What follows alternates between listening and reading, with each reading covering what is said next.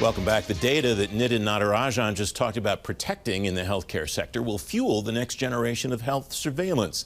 3 steps will drive success in using data for health surveillance for federal agencies, according to Kenyon Crowley, Managing Director of Applied Intelligence for Health at Accenture Federal Services.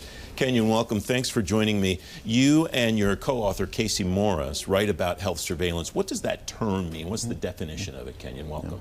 Health surveillance means proactively guarding against threats to one's health. So if you think about communities and individuals, how do we understand what might be threatening their health, either from environmental factors, infectious disease factors, other things that might impact wellness, and then designing strategies to predict that and then intervene to keep the nation healthy. I imagine that's a concept that became much more prominent during the pandemic, but was not new because of the pandemic. Is that fair? I think that's very fair. Health preparedness has been around for a long time. I think the pandemic shone a light on areas that it needs to improve to be able to have a sort of more responsive health system, to be able to react faster and get the data that one needs to be able to make decisions during times of pandemics and other health threats. You and your co-author are writing about 2 main concepts for what you call unleashing the potential of a modern data infrastructure.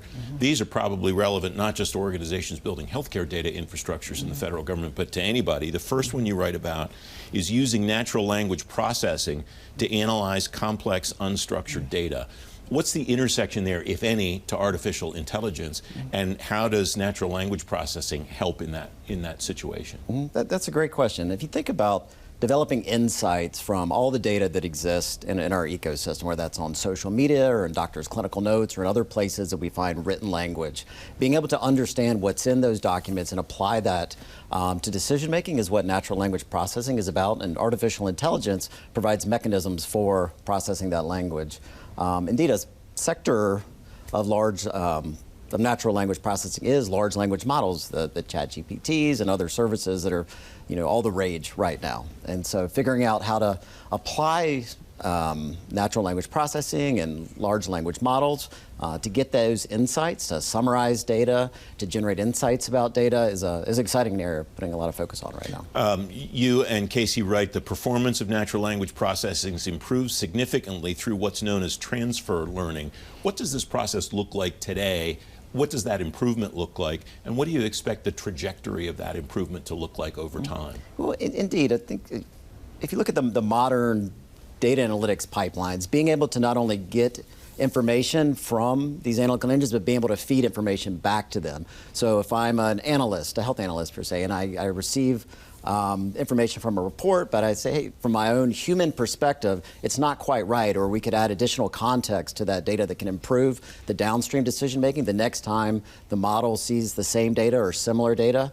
That's an important concept in transfer learning. The second piece that you and Casey are writing about is large-scale modeling. You referenced it already, for robust scenario-based insight. What's a scenario-based insight? So if you imagine a scenario, so imagine an unknown pathogen appears to be growing on the eastern coast of the United States. So there could be a variety of scenarios that may be driving that, and there are a variety of scenarios that one may apply as a public health professional to be able to respond to that. So using AI and scenario planning and generative AI, we can model a variety of scenarios and look at the trade-offs of those scenarios in terms of health outcomes, economic outcomes, the likelihood that they may work with different subpopulations that may exist in these different areas. So it serves as a sort of more advanced planning tool one can use to optimize outcomes. What are the nuts and bolts that an organization, a federal agency in particular, should be thinking about, the technological stuff, the underpinnings of building an infrastructure like this? Yeah, so federal agencies and federal health agencies, where I spend a lot of my time, need to think about what's the quality of the data, what's the efficiency of those data pipelines, and is the infrastructure that we're building, is it resilient, is it adaptable, and can it work with the data to deliver insights?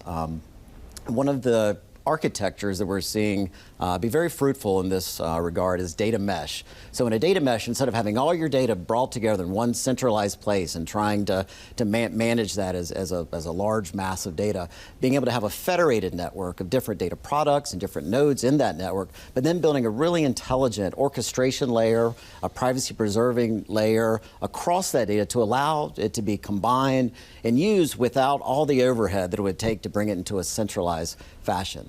And if you think about what are some of the other nuts and bolts around that, it's having sort of master data catalog, it's implementing methods so the data is findable, it's accessible, it's interoperable, and then reusable. And there's a number of strategies one can apply to do that. Kenyon, it's great to have you on the program. Thanks very much for your time today. I really enjoyed speaking with you, Francis. Thank you. You can find a link to the piece Kenyon co-wrote with Casey Morris about health surveillance on today's show page at fedgovtoday.com. Up next, excitement and fear over artificial intelligence. FedGov Today with Francis Rose continues in a moment.